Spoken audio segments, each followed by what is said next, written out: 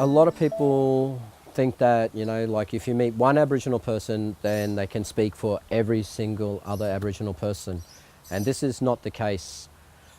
For Aboriginal Australia, or Tribal Australia, with each different environment, we had a different clan. So for thousands of years, we kept our identity strong in our clans or in our tribes by speaking the language of that area, by dancing and singing and painting and storytelling of that area. And so you have this in-depth knowledge of what your environment's about. My family's got a massive connection to country. We live from it, we eat from it. I come here pretty regularly just to get myself together, really. I think all doctors, interns, any health professional needs to understand the community they work in. They need to know the community background, they need to know the significant people and places in that community. Without that, I think it'll be difficult for any health professional to engage successfully with youth, or particularly around mental health issues.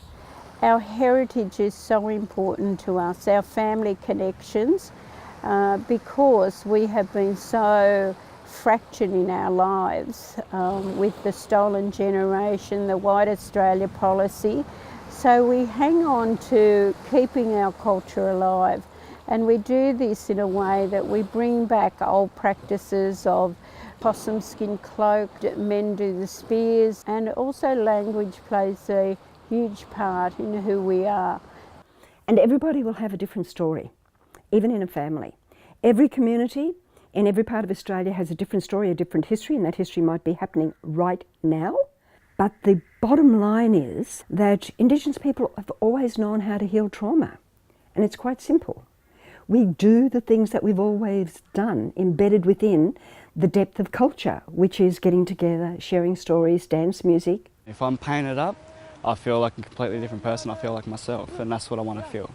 And basically dancing is just me releasing raw emotions of being the person I am, letting that scream out, letting that going for it, and it's one of the best feelings I could ever have. Yeah, I think one of the things that you come to learn is that there are so many different Aboriginal cultures that you're not going to have great knowledge of all of them.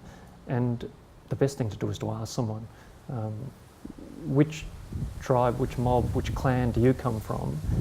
And where does that mean your people come from? Is what I tend to do, to try to learn a little bit more for myself and to understand that person and their context. I suppose what heals me is being able to, sit down by the ocean and just smell it and hear it. Don't need to say nothing, just I go away from there feeling better anyway. And sometimes you just need to brush up on knowing what are the songlines of the community you work in, and try and speak to the elders to understand the important stories of the Aboriginal people of that area. Songlines are all about connection. You can walk across your country and know exactly where you are. You can sing about the hills being nice and sharp and have a lot of movement, so then the song is fast. You can sing about the movement of the birds as it flies from tree to tree. And within that, there's going to be the stories of where the food is, what the bird is eating, the flowers that are blooming at this time. So it's essentially a map of your environment, and it's telling you everything that you need in which to survive. So if you know your songs, you know your country. If you know your country, you're never hungry, you're never lost. And it is important to understand how Aboriginal people have got to this place, why we have so many Indigenous young people who have lost track of their identity, and how this has contributed to their mental health and well-being. The reality is Aboriginal kids are being removed and placed into out-of-home care at a rate 10 times higher than any other cultural background. The impact of kids from rural, remote areas being taken off country and then moved into urban populations, and then that impact on their mental health and well-being, it's significant, because the sad reality is, as quickly as removing kids, the reality is we're actually taking them off their countries a lot of the time and moving them to a different country where there's been a complete disconnect.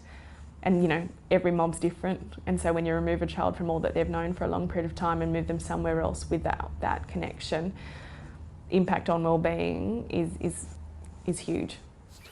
And when the kids are placed with non-Indigenous foster carers, and it's great that they put their hands up, you know, to help these kids, but they don't have that greater understanding of cultural protocols and practice. So it's not just a physical thing, it's very much a spiritual thing, which leads to a mental thing.